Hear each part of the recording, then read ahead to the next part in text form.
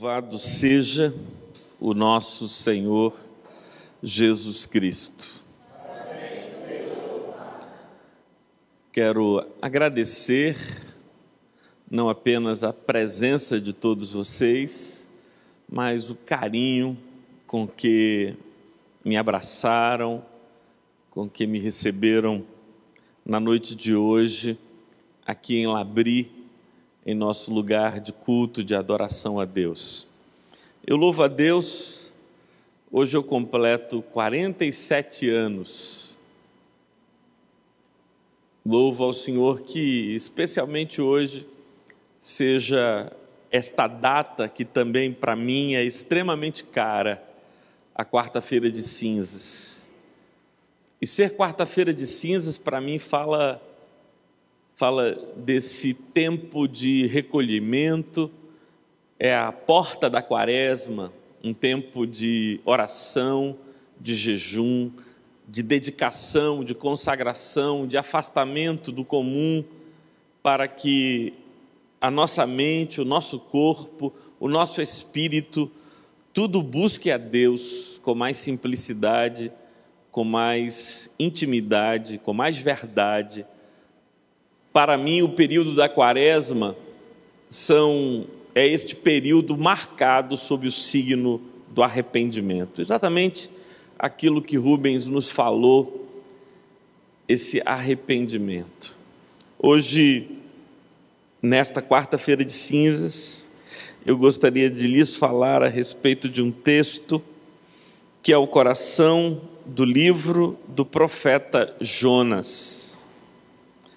O livro do profeta Jonas, queria chamar a atenção de vocês para o capítulo 3 do livro de Jonas. Na minha Bíblia, esse texto se encontra na página 925. 925. É o capítulo 3 do livro de Jonas.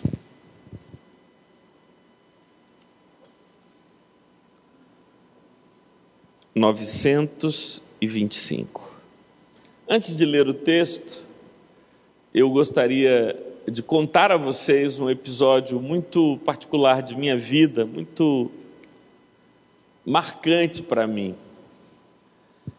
Eu não tive ao longo de minha vida muitas oportunidades de fazer viagens como eu gostaria de ter feito, principalmente na minha juventude. Eu queria ter tido a oportunidade na juventude de mochilar pela Europa, conhecer os lugares fascinantes que eu vi desde criança, nos filmes que eu assistia, e eu tive esse desejo muito grande de andar, mas eu não tive muitas oportunidades ou não tive foco para buscar isso. Fiz uma viagem, é verdade, marcante, histórica para mim, guardada com muito carinho, até Jerusalém, a Palestina e ao Egito. Mas fora isso, eu não tinha tido a oportunidade de sair muitas vezes do Brasil. Até que eu fiz com Karina uma viagem para a Itália. O nosso objetivo era visitar alguns lugares pitorescos e marcantes da Itália, Veneza, Assis, lugares que queríamos conhecer como Roma, mas o nosso destino inicial foi Milão. De Milão, nós iríamos para uma pequena cidade, desconhecida cidade, chamada Trieste. Trieste é uma cidade que fica assim, mais ao norte da Itália, e nós iríamos para lá porque lá mora uma tia de Karina, e há muito tempo ela não via, e eu não conhecia essa tia ainda, e Karina queria visitá-la, e a gente se planejou para isso. Contudo, quando nós chegamos em Milão, e do aeroporto fomos diretamente para a rodoviária, para a ferroviária, né, para a estação de trem, e Milão tem uma grande estação de trem, e eu vi, na hora que a gente foi comprar os bilhetes para ir para Trieste, todos os destinos sonhados. Imagina você E aquilo para mim parecia um cardápio maravilhoso. Suíça, Genebra, Zurique, na Alemanha, Heidelberg, Berlim, todos aqueles lugares poderiam ser, eu poderia ir para qualquer um deles comprando apenas um bilhete de trem, e eu me meteria num daqueles trem e a gente iria embora. Eu estava indo para Trieste, tudo aquilo diante de mim, e eu estava indo para Trieste. Puxa vida, mas a gente tinha planejado aquilo, era assim que a gente tinha planejado. Às vezes, a gente queria que a vida da gente tivesse tido um outro destino. Às vezes a gente até sonha dando à vida um outro destino. Para muitos é uma atividade de tentar lembrar e recordar, quando eu tinha 17 anos, 20 anos, 25 anos, se eu não tivesse feito aquela escolha, ido para aquele lugar. Mas a nossa vida vai se desenvolvendo e a gente fica tendo a necessidade de fazer as escolhas e os encaminhamentos. Muitas vezes nem se pode chamar muito de escolha o que acontece na vida. A história de Jonas é a história de um homem que vivera dias gloriosos no palácio como um profeta, anunciando a vontade de Deus ao rei. Essa situação relativamente confortável de Jonas, até que um dia Deus fala com ele de verdade. Deus se manifesta a ele de um modo inequívoco, inquestionável para Jonas. E ele diz assim: dispõe-te, vai para a grande cidade de Nínive e diz a ela, e proclama na cidade, que eu a destruirei em poucos dias. Jonas não gostou nada da ideia de Deus. Ele detestava os ninivitas, que eram inimigos da corte de Israel. Jonas era um profeta de Israel, e os ninivitas eram os piores dos inimigos. Eles poderiam ser marcados como os seres mais violentos da história antiga. Jonas não queria aquela agenda, não queria ir até Nínive, porque sendo um profeta do palácio, ele tinha todas as notícias acerca de quem eram os ninivitas e quão cruéis eles eram, e eles eram arqui-inimigos da corte, e ele era um profeta da corte. A segunda razão pela qual ele não queria ir a Nínive é porque isso era uma desinstalação dele. Ele estava bem, progredindo, respeitado, querido, e agora vem Deus e lhe dá uma missão de desterro, de exílio, de lançar-se para um lugar onde ele não era conhecido, não era admirado, e pelo contrário, quando os ninivitas soubessem que ele era profeta, e profeta de Israel, logo o desejariam a morte, ou coisa pior do que a morte, a tortura e a prisão. Então, essa desinstalação de Jonas lhe parecia algo desagradável. Mas havia um terceiro motivo pelo qual Jonas não queria ir para Nínive. Não apenas porque ele detestava os ninivitas, não apenas porque ele estava muito bem em Israel e não via motivo para se deslocar e ir para essa missão de perigo entre os ninivitas, mas a terceira e insuspeitável razão pela qual Jonas não queria ir para lá é porque ele conhecia suficientemente Deus e desconfiava que Deus, sendo quem Ele é, poderia amar os inimigos. Sim, ele estava sendo enviado para Nínive com um propósito de anunciar a destruição de Deus, que Deus iria a varrer da face da terra aquela nação, aquela cultura, aquele povo. Bastava dizer àquela multidão, àquela nação: o Senhor ainda em 30 dias vos subverterá, vos destruirá. Era essa a missão. Mas no fundo, no coração de Jonas, ele pensava: e se o povo se arrepender? E se o povo acreditar? E se o povo der ouvidos a essas palavras, sendo Deus quem Deus é, vai que Deus muda de ideia, fica a favor dos inimigos, vira a casaca e vira Deus dos ninivitas. E todas essas suspeitas fizeram com que Jonas fosse até o porto e pegasse um navio. Mas o navio que ele pegou não o levava para Nínive. O navio que Jonas pegou lhe levava para uma outra cidade que ficava no destino oposto de Nínive, ficava em Tarsis. Ele ruma para Tarsis, onde atualmente é a Espanha, um lugar completamente diferente daquele para o qual o Senhor Deus o havia mandado. Ele quer fugir da vontade de Deus, fugir dos planos de Deus, fugir dessa história toda, desse modelo todo, desse conceito todo criado no coração de Deus e comunicado a ele. E eu fico imaginando, e eu lembrei disso, Karina, porque eu fico imaginando se quando Jonas chegou lá no porto, ele não viu tantos outros destinos mais atraentes, mais luminosos do que aquele destino de Nínive. Ele pegou esse trem, na verdade esse barco, esse navio que ia para Tarsis. E a gente? Em que barco a gente está? Para onde leva o barco de nossas vidas? O que é que nos chama a atenção, ilumina os nossos olhos? O que é que emociona o nosso coração? O que é o desejo, o sonho, a vontade, a nossa fantasia? Para mim, desde há muito tempo, esta palavra de 3 sílabas significa o norte da vontade de Deus. Nínive, Nínive, Nínive. Lugar para onde frequentemente a gente não quer ir.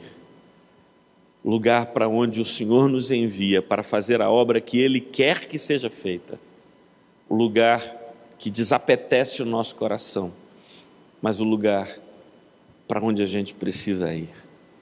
E aí eu creio que esse texto de Jonas, que é um texto extremamente belo, e aí, João, desde o seminário e antes do seminário, a gente começa a ouvir aqueles papos, né, o texto é simbólico, é literal e tal. Seja lá como for que a gente queira ver o livro de Nínive, há muito de psicologia revelada nesse texto. Porque senão, Eliane, veja o que acontece com meu irmão Jonas. Ele pega esse barco que vai para Tarsis, ele entra no barco.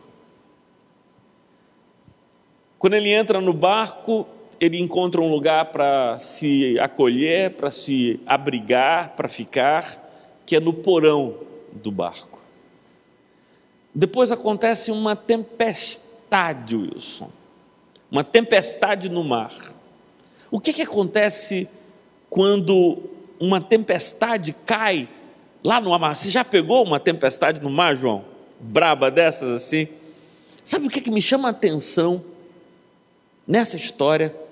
Está aqui um versículo que os nossos irmãos psicólogos deveriam estudar muito. Jonas capítulo 1, esse não é o texto que eu quero discutir com vocês, mas chamar apenas uma atenção de passagem. O versículo 5, Eliane, diz assim: então os marinheiros cheios de medo por quê? Por causa da tempestade. Não era uma tempestade.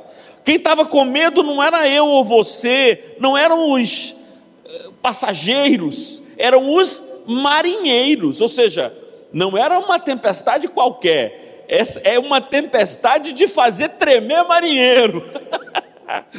Então, versículo 5, então os marinheiros cheios de medo clamavam cada um ao seu Deus e lançavam ao mar a carga que estava no navio. Veja um estado de desespero, e tamanha era a ameaça que se estabelecera sobre a embarcação. E aí o que é que se diz no final do versículo 5? Vê se dá para entender esse cara.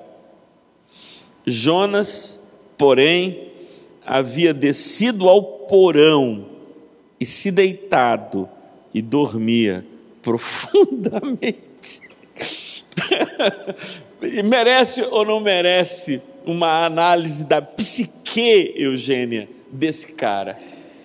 Da psique desse cara que desce ao porão, que do porão onde ele está sozinho, do porão onde ele se afasta de todos, quando há um rebuliço, um movimento, gritos, vozes, desespero, esse homem dorme profundamente. Eu fico pensando quão profundamente ele dormia, se essa é a profundidade do sono ou do abatimento de sua alma. Eu não sei se já aconteceu com algum de vocês, em que você dorme acordado. Esse é um estado de dormir que é o reflexo da falta de coragem de se levantar. Você dá para entender isso, Palha, o que eu estou dizendo? É que o cara está na cama. Quem olha para ele diz, ele está dormindo. E ele está dormindo de fato, mas não é dormindo como a gente imagina que as pessoas dormem, ou como nós mesmos dormimos. É esse sono da profundeza de uma alma abatida, que não encontra motivo nem razão para articular, para conversar, para dialogar. Ele não quer reagir à vida. Esse é o sono que eu suponho que Jonas está vivendo. Esse sono que não é acordado pelo balanço do mar, pelo grito dos marinheiros, pelo grito dos passageiros. Sabe por quê? Porque esse não é um sono do qual se acorda. Esse é um sono que se quer permanecer em sono. Por isso ele quer dormir e permanece dormindo. Ele está acordado, por isso não podem acordá-lo.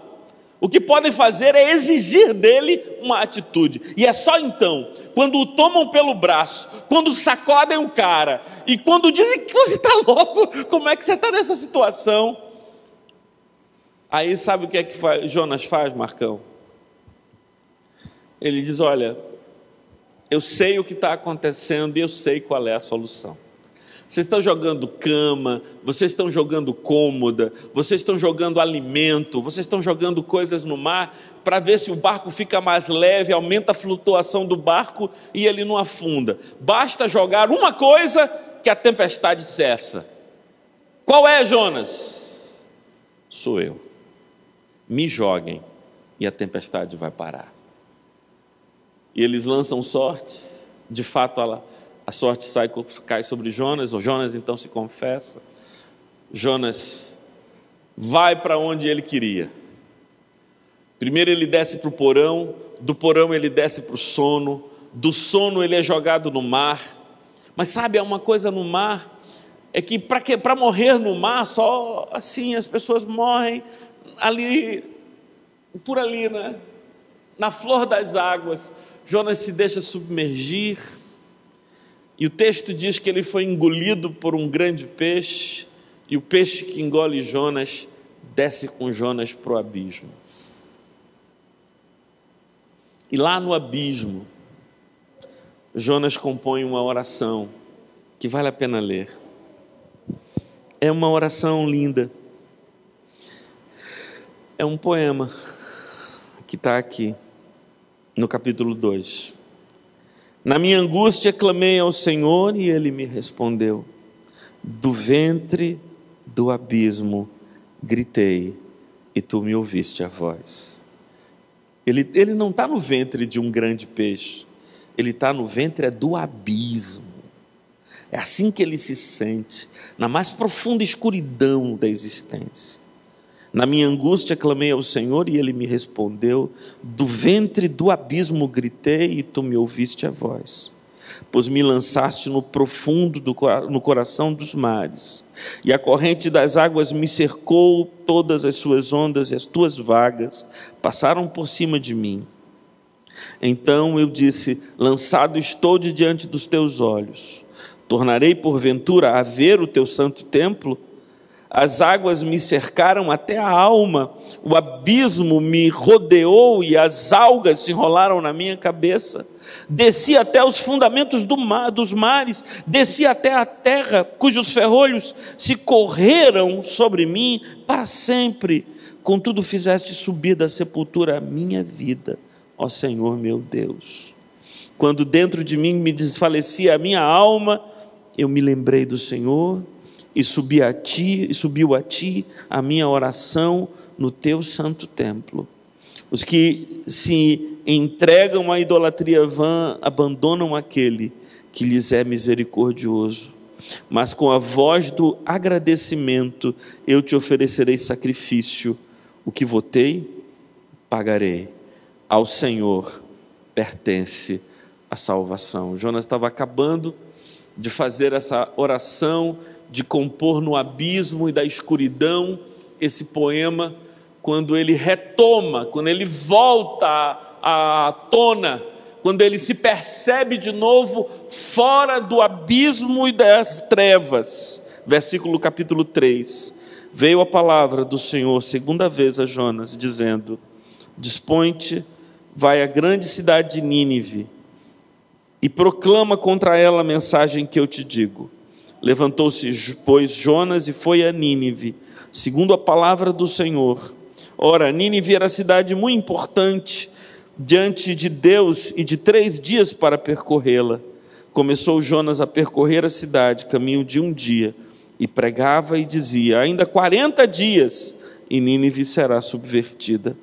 Os ninivitas creram em Deus e proclamaram um jejum, e vestiram-se de panos de saco, desde o maior até o menor. Chegou esta notícia ao rei de Nínive, e ele levantou-se do seu trono, tirou de si as vestes reais, cobriu-se de pano de saco e assentou-se sobre cinza. E fez-se proclamar e divulgar em Nínive, por mandado do rei e seus grandes: nem homens, nem animais, nem bois, nem ovelhas provem coisa alguma, nem os levem ao pasto, nem bebam água, mas sejam cobertos de pano de saco, tanto homens como os animais. E clamarão fortemente a Deus, e se converterão cada um do seu mau caminho e da violência que há nas suas mãos. Quem sabe se voltará a Deus e se arrependerá e se apartará do furor da sua ira, de sorte que não pereçamos. Viu Deus o que fizeram, como se converteram de seu mau caminho, e Deus se arrependeu do mal que tinha dito lhes faria, e não o fez. É hoje quarta-feira de cinzas. É hoje a noite em que simbolicamente nos cobrimos de cinzas. As cinzas do arrependimento, as cinzas da vontade de emergir da escuridão em que nós mesmos nos lançamos por causa de nossas escolhas e por causa da transgressão. Esses dias, muitas vezes eu tenho lembrado da filosofia de Sartre. Um aspecto especial da filosofia de Sartre vem sempre ao meu coração. Todas as vezes, Tiago, que eu escuto alguém dizer: mas eu não tive escolha, eu não tinha outra opção, era isso ou a morte. E então diria Sartre: eis aí, já era uma escolha. Já era uma escolha. Sartre é esse filósofo francês de ascendência alemã que nos ensinou que o ser humano é um indivíduo condenado à liberdade, Durval. Ele tem sempre escolhas. E ele não pode fazer aquilo que Sartre condenava como sendo a conduta dos covardes, que é atribuir a outrem a responsabilidade das escolhas que eu fiz. O que nos convida esse pensador é a assumirmos a responsabilidade de nossas condutas e de nossas escolhas. Ao assumir a nossa responsabilidade, ao encarar que a minha vida, os destinos da minha vida, os caminhos da minha vida, o que se deu e o que não se deu foi o resultado de decisões que eu tomei, porque nós somos condenados à liberdade. Nós estamos visceralmente ligados à liberdade, Tiane. Mas é tempo na quarta-feira de cinzas para dizermos ao Senhor: Senhor, eu fui livre para escolher e escolhi o caminho errado. O que aconteceu naquele dia de pregação em Nínive é um fenômeno de derramamento do Espírito Santo tão intenso e tão real, porque a primeira impressão que eu tenho, a primeira inclinação, Thomas, é que conversão por mandado real me parece uma coisa estranha, né? Porque houve um mandado do rei, o rei determinou que todo mundo se vestisse de pano de saco, mas aqui a conversão é verdadeira, e o que me dá testemunho de que a conversão é verdadeira é que essa conversão comoveu a Deus. Deus não se comove com conversões feitas de fora, de cara, de maquiagem e coreografia. Se essa conversão comoveu a Deus, é porque ela foi verdadeira. Todas aquelas pessoas se converteram, menos uma. A nação inteira de Nínive se converteu. Só uma pessoa não se converteu. Deus falou com tanto poder e graça, com tanta unção, com tanta verdade. Os olhos do pregador, a boca do pregador, o corpo do pregador, a intenção do pregador na comunicação do juízo de Deus eram tão reais que uma nação inteira se converteu. Só um coração continuou empedernido e duro e não se converteu. O coração do pregador. Só o pregador não se converteu. E por que eu digo que o pregador não se converteu? Porque se converter é ter o mesmo coração de Deus. Isso é conversão. É quando o meu coração fica igual ao coração de Deus. O que aconteceu com Jonas foi exatamente o oposto. Deus amou os ninivitas e se abraçou com os ninivitas e se tornou senhor dos ninivitas, porque eles se entregaram ao Senhor, e Jonas se revoltou contra Deus e continuou odiando os ninivitas. Se não, vejam o que está aqui no capítulo 4. Com isso desgostou-se Jonas extremamente e ficou irado.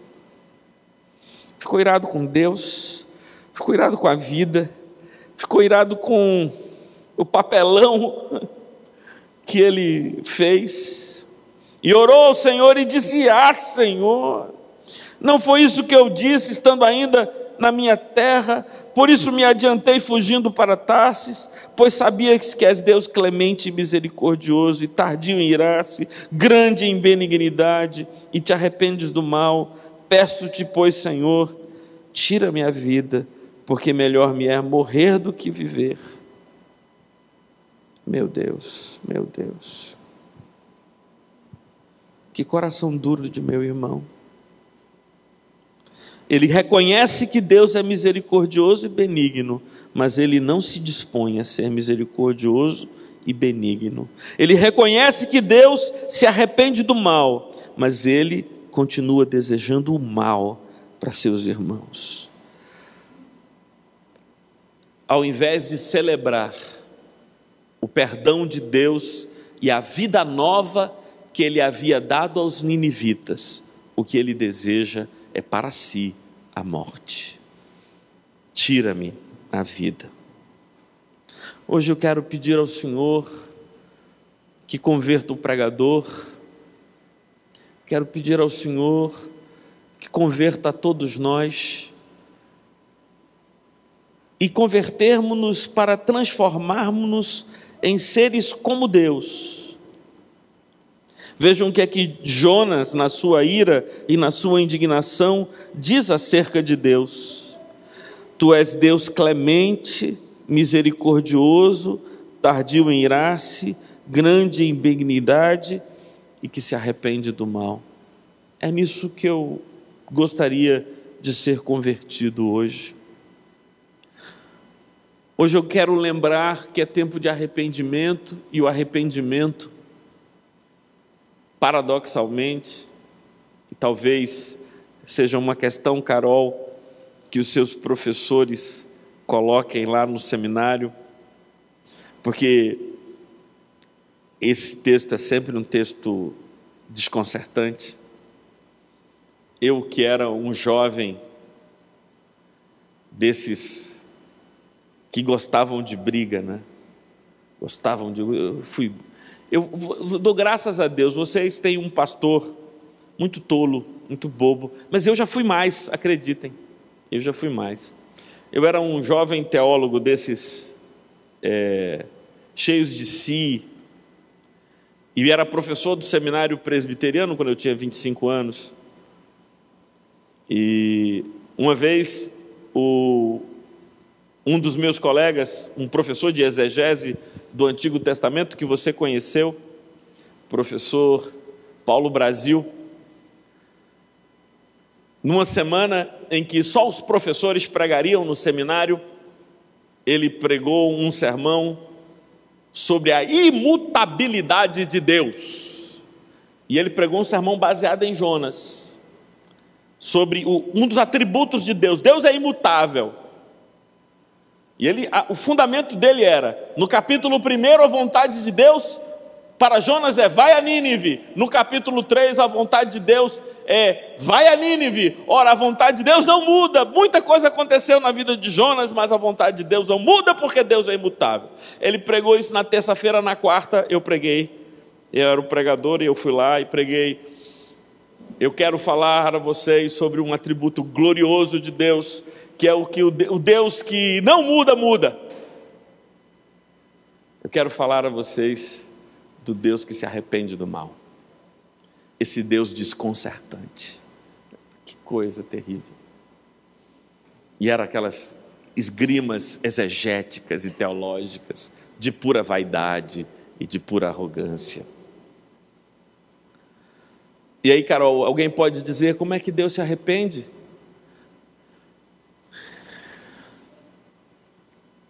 Todos esses conceitos sobre a imutabilidade ou mutabilidade, se Deus é possível, se é possível que Deus se arrependa, ou como eu diria aos meus alunos, a vontade de Deus, a vontade eterna de Deus, era que pelo arrependimento dos homens, ele voltasse atrás de seu decreto. Ele decretou se arrepender do decreto. Vai entender esse paradoxo no céu. Tudo isso é bobagem. Tudo isso nega a mensagem essencial, o querigma desse texto. O querigma desse texto é que Deus, acima de tudo quanto Ele é e acima de tudo quanto Ele pode dizer, Ele nos quer ver arrependidos, que o nosso coração se transforme no seu coração, que nós o busquemos e clamemos a sua misericórdia, e assim, buscando a sua misericórdia, sejamos nós também misericordiosos uns com os outros. Emulação do coração de Deus. Imitação de Cristo. Agora eu queria que a gente orasse. Queria que a gente, bem no tom deste culto de quarta-feira de cinzas, a gente buscasse arrependimento. Porque você pode ter chegado a Tarsis, você pode ter chegado ao destino de fuga e de esconderijo, mas o que você não pode negar é que há uma voz ainda em você, repetindo as 3 sílabas: Nínive, Nínive, Nínive.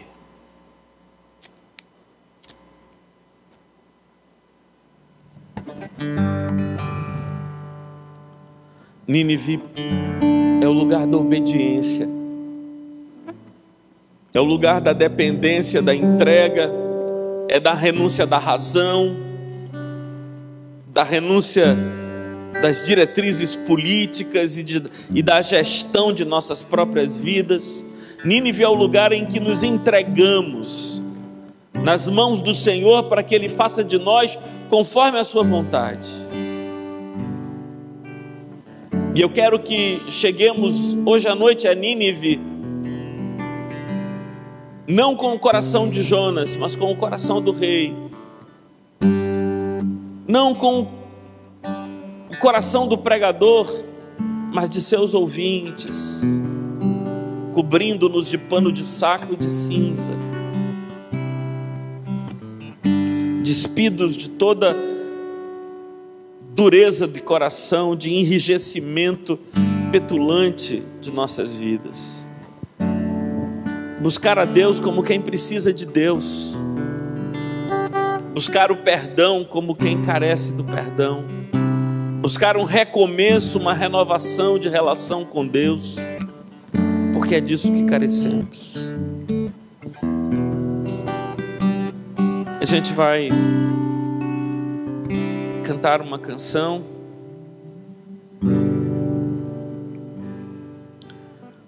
E ao som dessa canção, eu vou convidar vocês para virem até o altar. A gente vai aspergir sobre vocês as cinzas sobre as quais o rei se assentou, cinza que reconhece a nossa pequena natureza, fragilidade, que nada somos senão pó, que pó voltará a ser. Quem somos nós para nos rebelarmos, para questionarmos a Deus, para nos indignarmos contra a sua vontade, aceitar a sua vontade e sentir paz nessa vontade?